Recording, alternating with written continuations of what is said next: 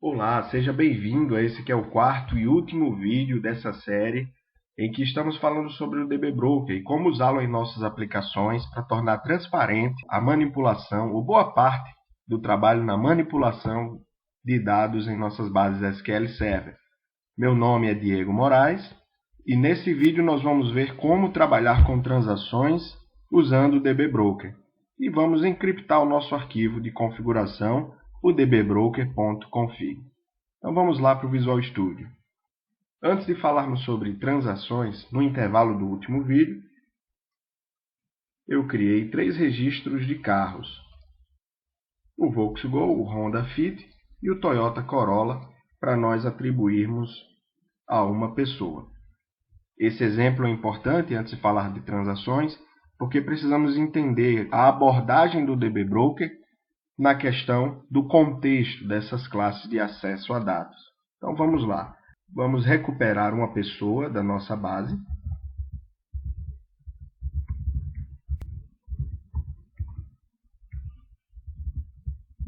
Sabemos que a Mary tem como ID o número 2.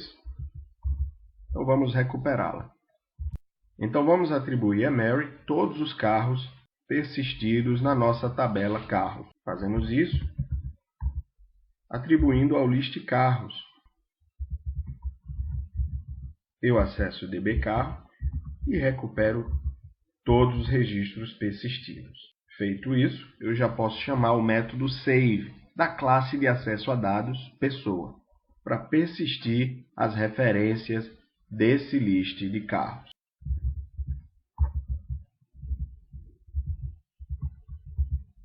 E aqui está.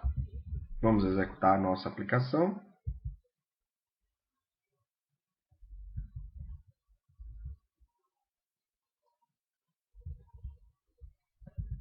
E agora sim, a Mary Lynn, que não tinha nenhum carro antes vinculados a ela, agora aparece aqui na nossa tabela de relacionamento, pessoa com ID 2, e o carro vinculado a ela. Ok?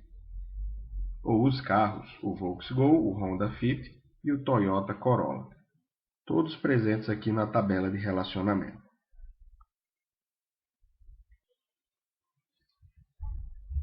Vamos comentar esse código e recuperar em nossa base a pessoa com o ID de número 2.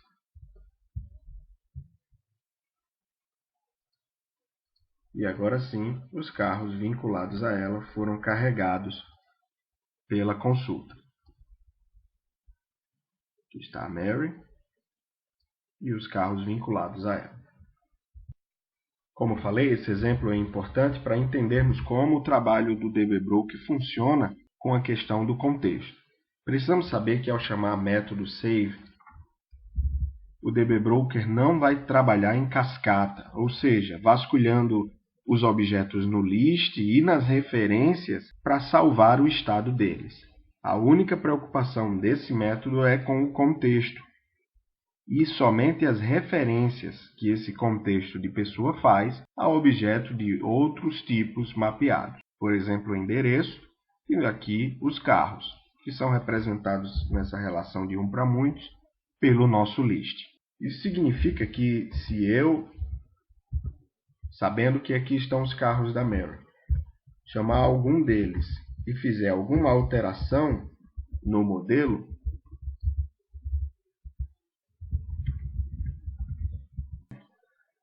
ao chamar DB pessoa, esse registro não será afetado, ou seja, o primeiro desse list. O DB Broker só trabalha cuidando do estado do objeto de seu contexto, nesse caso, a pessoa. Eu posso alterar as referências representadas por esse list. Por exemplo, poderíamos acessar o list carros e remover o segundo elemento. Vamos executar nossa aplicação.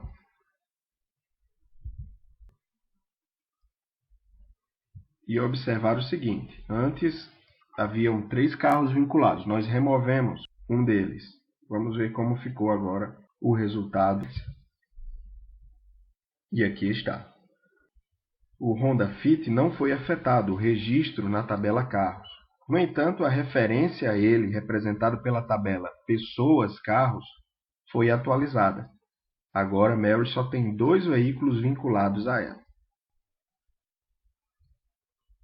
Para encerrarmos essa abordagem rápida como o DB Broker trabalha com o contexto dos seus objetos, e já que estamos falando de lists, no caso dessa execução de save, e após recuperar uma pessoa, digamos que você fez uma recuperação em que não carregou o list. Nesse estado, ao persistir save pessoa, não se preocupe, as referências não serão excluídas. O DB Broker faz isso com um método de conveniência, para evitar que antes de persistir você seja obrigado a recuperar os lists de um objeto só para manter as referências. Ele entende que isso significa que a atualização dessas referências deve ser simplesmente ignorada. Se você quisesse excluir todas as referências de carros a essa pessoa, você teria que explicitamente dizer que agora, e tenha cuidado com isso, o list de carros de Mary é vazio.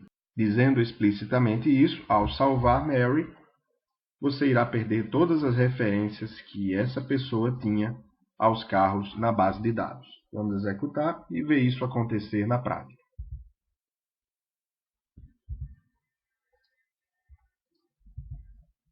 E aqui você vê que todas as referências foram excluídas. Se você não quiser esse comportamento, basta informar nulo. E a atualização das referências será simplesmente ignorada. Muito bem, para continuarmos agora, vamos ver como é que funciona o trabalho com transações. Ainda trabalhando com a Mary, vamos recuperar ela aqui e atribuir a ela um novo endereço.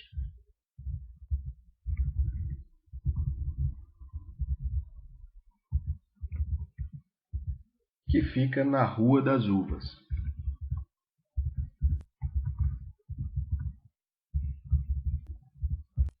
Agora vamos criar um método em dbPessoa chamado SaveNewAddress.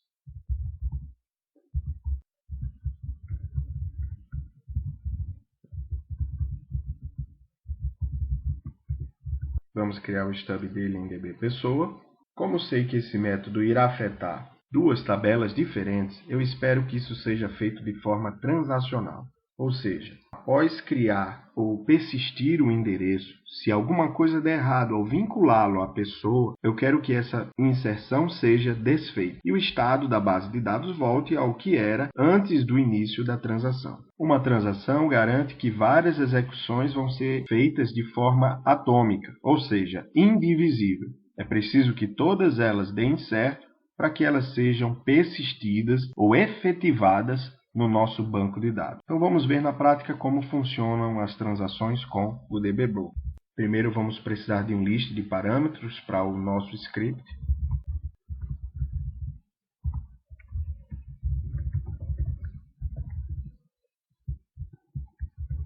E vamos adicionar o primeiro parâmetro, que sabemos que é o ID da pessoa afetada por esse método. O DB parâmetro é mais genérico, como já vimos. O SQL parâmetro é o mais indicado, já que trabalhamos com o SQL Server.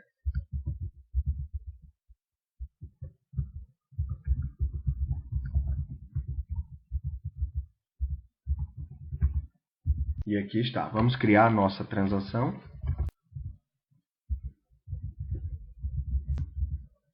A partir de um método do DB Broker, o getTransaction. A nossa primeira execução será de salvar o endereço. Para isso eu chamo dbEndereço e o método save.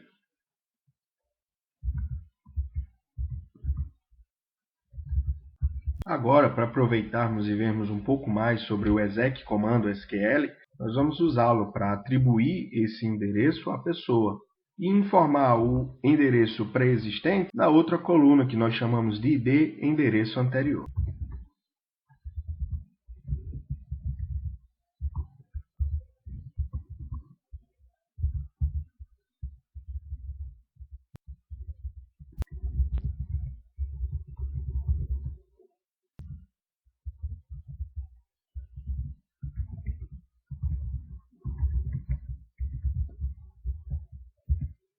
Nós vamos atribuir ao endereço atual o endereço recém-criado.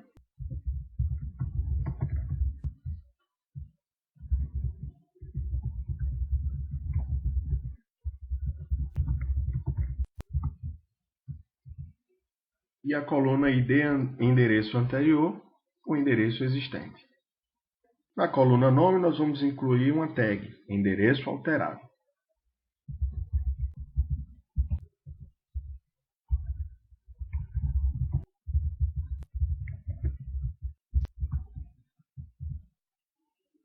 Por fim, informamos que registro será alterado por essa execução.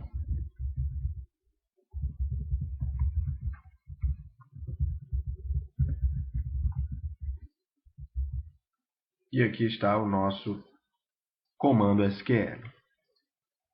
Mas temos aqui uma variável que ainda não foi incluída nos parâmetros dessa execução. Sabemos que depois de passar por esse método, esse novo objeto já tem o seu ID. Então vamos incluí-lo em nossos parâmetros.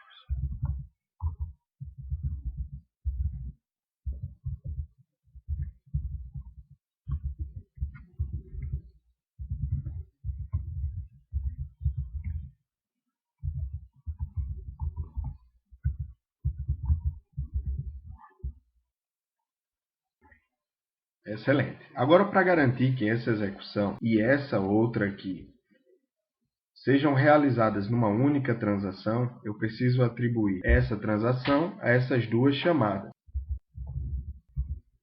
Aqui, essa é uma sobrecarga do método save.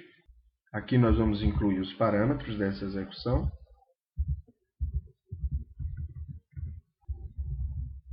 Aí estão. E por fim, a transação na qual essa execução deve ser realizada. É o argumento transaction. E agora sim. Por fim, se essas duas execuções correrem bem, a transação deve ser efetivada. Para isso eu chamo o método commit do objeto dbTransaction. Agora vamos incluir esse bloco de código num try.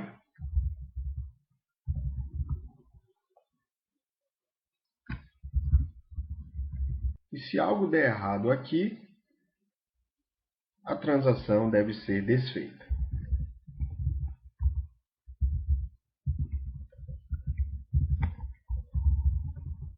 Se é que ela já não foi desfeita pelo dbbroker, deve ser desfeita em nosso banco de dados. Então aqui está. Vamos realizar uma primeira execução da nossa aplicação em que tudo vai correr bem.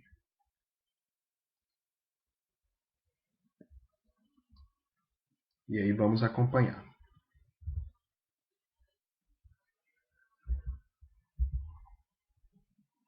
Nós recuperamos Mary, que por enquanto não tem nenhum endereço. Atribuímos a ela um novo endereço, cujo ID é igual a 0. Isso significa que será realizado um insert no banco de dados. E agora vamos ver a execução do método SaveNewAddress. O primeiro passo é salvar esse novo endereço, que por enquanto ainda tem um ID igual a 0. Acabou de ser persistido e teve um ID atribuído do número 1. Agora, vamos para a segunda execução. Opa, houve um erro aí não esperado. E realmente não era esperado. Vamos corrigir esse erro. Mas o importante é observar que o endereço, que já tinha até um ID, não foi persistido.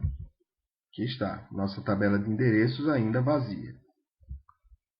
Mas vamos ver, ele disse que esquecemos de fechar essa string. Então havia um erro na nossa primeira execução, mas o endereço não foi persistido. E um ponto para quem percebeu que a gente tinha esquecido de fechar essa string. Mas agora esperamos que tudo corra bem e a nossa transação seja efetivada no banco de dados. Vamos executar nossa aplicação.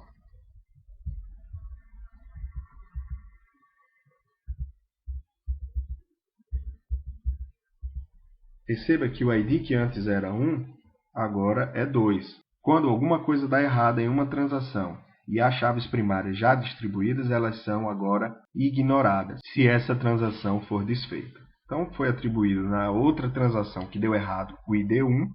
Na seguinte, agora o ID é igual a 2 para o nosso endereço.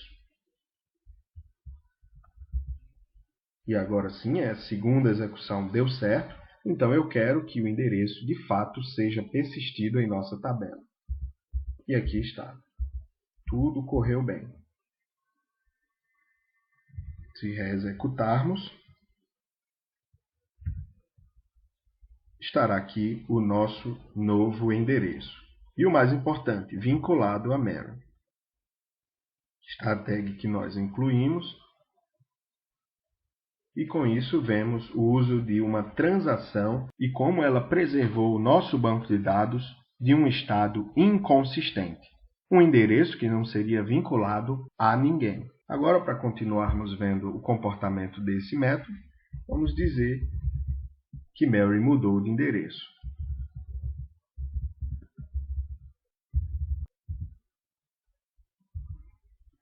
Vamos simplesmente executar e ver aqui se o endereço veio para cá e o endereço novo veio para cá. Então, aqui sim. O endereço atual de Mary é o de número 3 e o endereço anterior era o de número 2. Agora temos duas tags. O comportamento do nosso método está adequado. Com isso, nós finalizamos a abordagem das transações com o DB Broker. Para finalizarmos esse vídeo, nós vamos ver como tornar criptografado o conteúdo do nosso arquivo de configuração, já que vimos que ele contém dados sensíveis, como usuário e senha de acesso ao nosso banco de dados. Tudo que eu preciso fazer é chamar a classe Configuration do DB Broker e o método encrypt configuration file, ou encrypt config file. É só isso. Segurança é algo que devemos ter em mente constantemente no desenvolvimento de software. Então vamos dar uma olhadinha em nosso arquivo agora, que está em texto simples, dados como o nosso usuário e senha de acesso ao banco de dados. E agora vamos executar esse método. E vamos perceber que o conteúdo agora do nosso arquivo está criptografado. Com esse exemplo, nós chegamos ao fim desse quarto e último vídeo dessa série. Nesse vídeo, nós vimos como trabalhar com transações utilizando o DB Broker e como configurar o nosso arquivo de configuração, o dbbroker.config.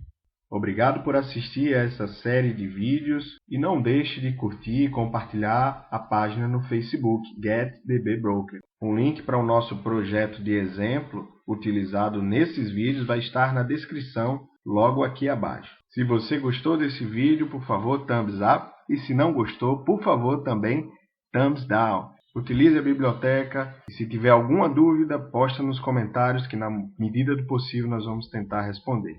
Um abraço e até a próxima.